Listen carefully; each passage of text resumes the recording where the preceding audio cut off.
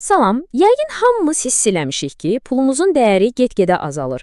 Amma heç fikirləşmisiniz bu niyə belə olur? Bugün gəlin bax bu məsələni açaq.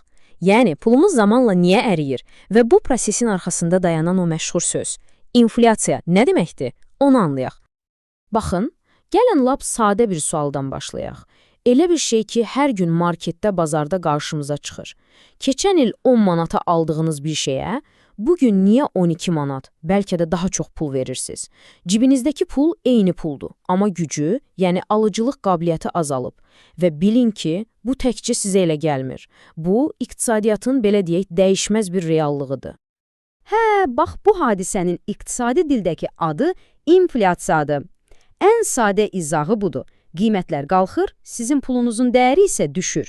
Elə bil ki, pulunuz havada buxarlanır, yox olur.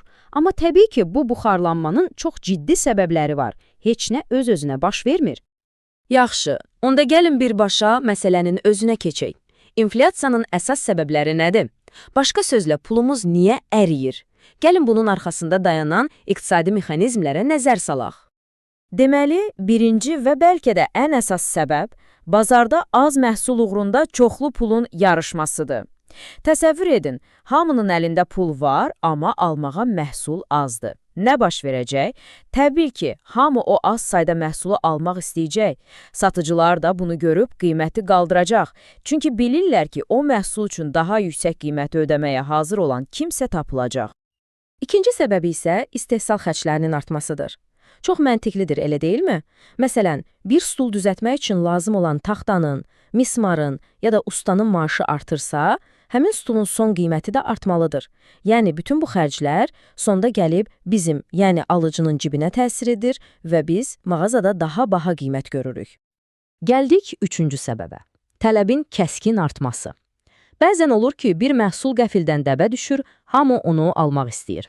Tutaq ki, yeni bir telefon modeli çıxıb. Hər kəs onu almağa can atır, amma zavod o qədər istehsal edib çatdıra bilmir. Təklif tələbatdan az olanda nə olur? Bəli, qiymətlər qalxır. Bu, bazarın dəmir qanunudur. Və nəhayət, dördüncü səbəb. Milli valyutanın dəyərdən düşməsi.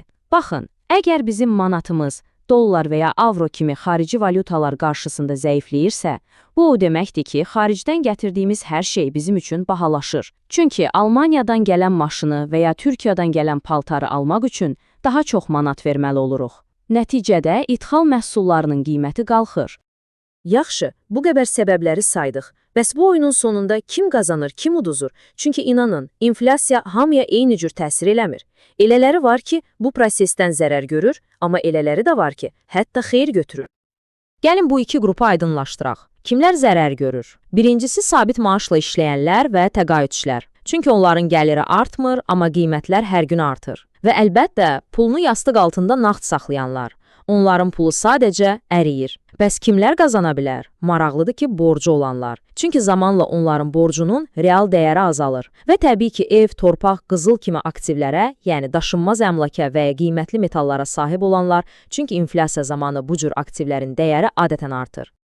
Okey, vəziyyəti anladıq. Bəs biz nə edə bilərik? Əllərimizi yanımıza salıb pulumuzun əriməsinə baxmalıyıq? Xeyr, əlbəttə ki, yox. Nəzarəti ələ almaq və özümüzü qorumaq üçün çox konkret və praktik addımlar var. Baxın, əsasən 3 sadə, amma çox güclü qayda var. 1.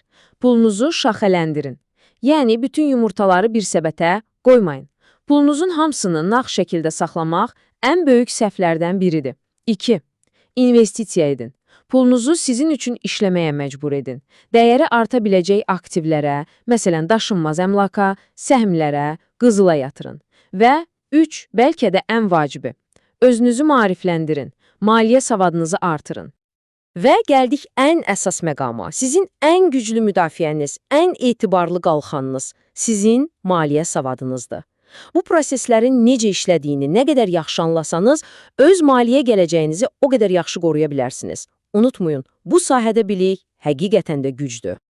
İndi isə gəlin biraz təəccüblü bir fakta baxaq. Bəlkə də inanmayacaqsınız, amma inflyasiya həmişə pis bir şey deyil. Hətta əksinə, iqtisadçılar deyir ki, illik 2-4% arası, yəni mülayim inflyasiya əslində sağlam və böyüyən iqtisadiyyatın bir göstəricisidir.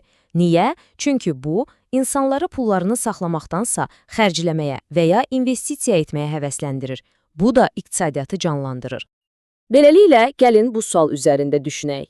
Əgər biraz inflyasiya faydalıdırsa, deməli o bizim tamamilə məhv etməli olduğumuz bir düşmən deyil. Bəlkə də inflyasiya sadəcə çox diqqətlə idarə olunması lazım olan bir iqtisadi alətdir. Görünür, cavab heç də ağ-qara deyil.